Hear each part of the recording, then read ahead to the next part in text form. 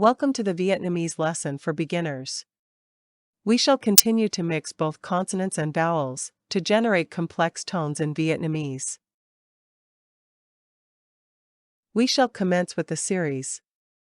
Bua, chua, dua, đua, mua, vua. We shall have a look at the series one more time. Bua, chua, dua, đua, mua, vua. Let's move on to the next series. Bưa, chua, dưa, đưa, mưa, vừa. We shall have a look at the series one more time. Bưa, chua, dưa, đưa, mưa, vừa. Let's move on to the next series. Duy, huy, khuy, nguy, quy, suy. We shall have a look at the series one more time. Duy, huy, khuy, nguy, quy, suy. Let's move on to the next series. Bui, chui, dui, đuôi, mui, vui. We shall have a look at the series one more time. Bui, chui, dui, đuôi, mui, vui. Let's move on to the next series. Bươi, chơi, rơi, đươi, mười, vơi. We shall have a look at the series one more time. Bươi, chơi, rơi, đươi, mười, vơi. Let's move on to the next series. Côm, chôm, hông, khôm, bôm. We shall have a look at the series one more time.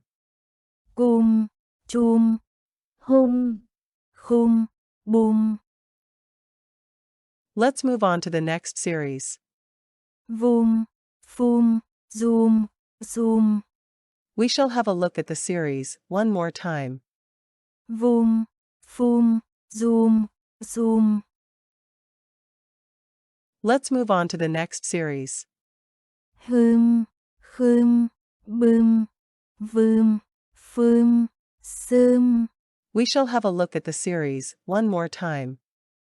Hơm, khơm, bơm, vơm, phơm, sơm. Let's move on to the next series. Côn, chôn, hôn, khôn, bôn, vôn, phôn. We shall have a look at the series one more time. Côn, chôn, hôn, khôn, bôn, vôn, phôn. Let's move on to the next series. Run, đôn, nhun, run, xun, tôn, thun. We shall have a look at the series one more time. Run, đôn, nhun, run, xun, tôn, thun.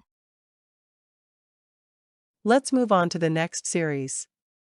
Cơn, chơn, hơn, khơn, bơn, phơn, vân. We shall have a look at the series one more time. Cơn, chơn, hơn, khơn, bơn, phơn, vân. Let's move on to the next series. Dơn, đơn, nhơn, dơn, sơn, tơn, thơn. We shall have a look at the series one more time. Dơn, đơn, nhơn, dơn, sơn, tơn, thơn. Let's move on to the next series. Duy, huy, khuy, nguy, quy, suy. We shall have a look at the series one more time. Duy, huy, khuy, nguy, quy, suy. Let's move on to the next series. Bang, vang, phang, khang, tang, thang. We shall have a look at the series one more time. Bang, vang, phang, khang, tang, thang. Let's move on to the next series. Băng, văng, phăng, khăng, tăng, thăng. We shall have a look at the series one more time. Băng, văng, phăng, khăng, tăng, thăng. Let's move on to the next series. Banh, vanh, phanh, khanh, tanh, thanh. We shall have a look at the series one more time.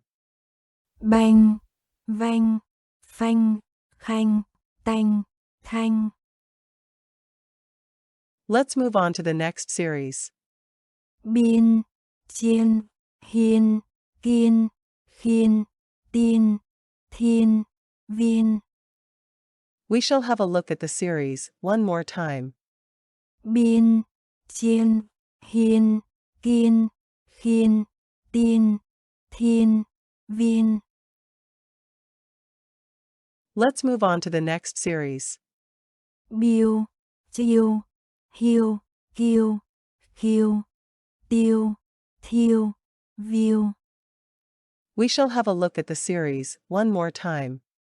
Biêu, chiêu, hiêu, kiêu, khiêu, tiêu, thiêu, viêu.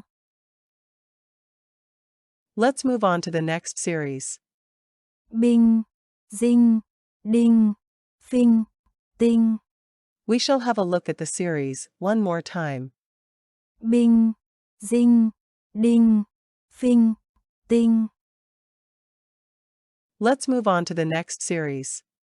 Thinh, sinh, trinh, dinh, vinh. We shall have a look at the series one more time. Thinh, sinh, trinh, dinh, vinh. Let's move on to the next series. Banh, vanh, phanh, khanh, tanh, thanh. We shall have a look at the series one more time. Banh, vanh, phanh, khanh, tanh, thanh. Let's move on to the next series. Biên, chiên, hiên, kiên, khiên, tiên, thiên, viên. We shall have a look at the series one more time. Biên, chiên, hiên, kiên, khiên, tiên, thiên, viên. Let's move on to the next series. Biêu, chiêu, hiêu, kiêu, khiêu, tiêu, thiêu, viêu. We shall have a look at the series one more time. Biêu, chiêu, hiêu, kiêu, khiêu, tiêu, thiêu, viêu. Let's move on to the next series. Binh, dinh, đinh, phinh, tinh. We shall have a look at the series one more time. Binh, dinh, đinh, phinh, tinh. Let's move on to the next series.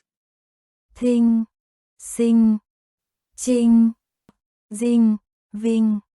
We shall have a look at the series one more time. Thinh, sinh, trinh, dinh, vinh. Let's move on to the next series. khoai, Loai, ngoai, toai, thoai, xoai. We shall have a look at the series one more time. khoai, Loai, ngoai, toai, thoai, xoai. Let's move on to the next series. doan, Đoan, hoan, loan, ngoan, xoan. We shall have a look at the series one more time. doan, Đoan, hoan, loan, ngoan, xoan. Let's move on to the next series. Khoan, loan, ngoan, xoan. We shall have a look at the series one more time. Khoan, loan, ngoan, xoan. Thank you for the patient learning. Stay tuned for more updates. If there are any doubts regarding the Vietnamese lesson, Please feel free to ask questions in the comments section.